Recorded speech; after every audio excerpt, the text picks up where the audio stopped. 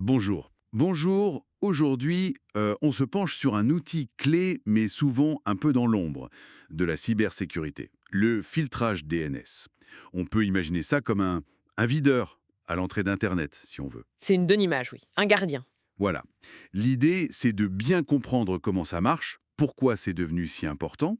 On s'appuie pour ça sur une analyse intitulée La cyberdéfense par filtrage DNS. Tout à fait. Et juste pour qu'on soit tous sur la même page, rappelons vite fait, le DNS, c'est l'annuaire du web. Ça traduit le nom d'un site, comme www.exemple.com, en une adresse IP, un numéro que les machines comprennent. Exactement. Et c'est là que ça devient intéressant pour la sécurité. Cet annuaire, on peut s'en servir comme d'un bouclier. Hein?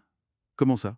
Le filtrage DNS, c'est utiliser ce système pour non pas seulement trouver l'adresse, mais pour décider si on a le droit d'y aller ou pas. D'accord. On se base sur des règles, liste de sites dangereux, type de contenu qu'on veut bloquer, ou des politiques internes à une entreprise, par exemple. Ok.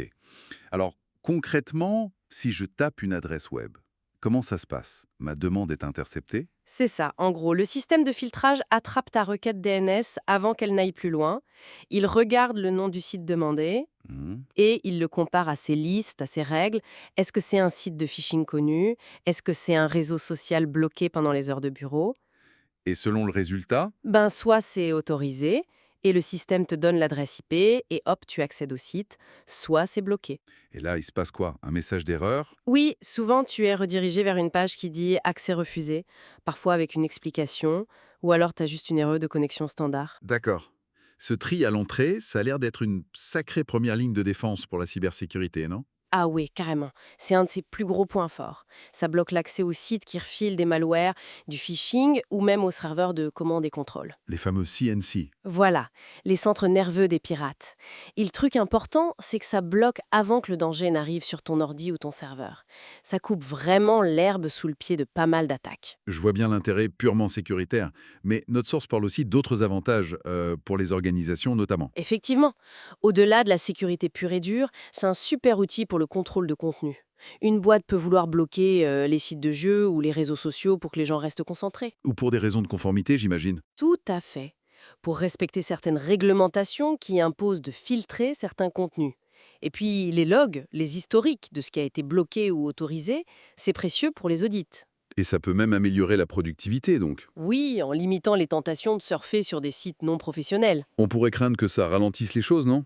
Ajouter une étape de vérification comme ça.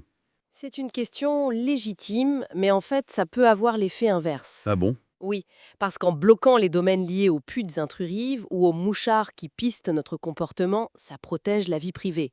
Et surtout en coupant le trafic vers des sites dangereux ou juste très gourmands en bande C'est passante, vrai, comme du streaming non désiré au bureau. par exemple. Du coup, ça peut libérer des ressources sur le réseau et donc potentiellement améliorer la vitesse pour les applications importantes. D'accord.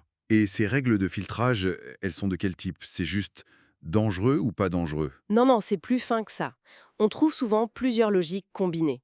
Il y a le filtrage basé sur la sécurité, on bloque les menaces connues. Après, tu as le filtrage par catégorie, jeux, réseaux sociaux, contenu adulte, etc.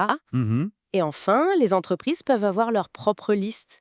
Une liste blanche des sites toujours autorisés et une liste noire des sites toujours interdits. Ça permet un contrôle très précis. Et pour mettre ça en place, c'est compliqué? Techniquement parlant? Ça dépend vraiment de la solution qu'on choisit. Certaines sont assez simples, surtout si on l'applique au niveau du réseau entier. On redirige juste le trafic DNS. Pour tout le monde d'un coup. Voilà.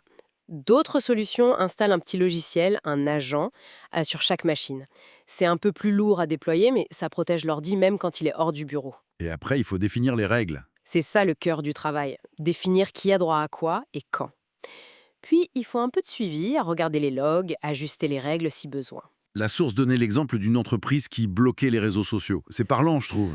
Oui, ça illustre bien le double bénéfice, moins de distractions, donc potentiellement plus de productivité, et en même temps, moins de risques de sécurité, parce que ces plateformes peuvent aussi être des vecteurs d'attaque. C'est clair. Donc, pour résumer, le filtrage DNS, c'est prendre une infrastructure qu'on a déjà, le DNS, et la transformer en un outil de contrôle intelligent et proactif On bloque en amont ce qui est indésirable ou dangereux. Avec des gains clairs en sécurité, en conformité, et parfois même en performance et confidentialité. Exactement. Mais tout ça, ça repose quand même sur la qualité des listes de blocage. Et là, on peut se poser une question, non?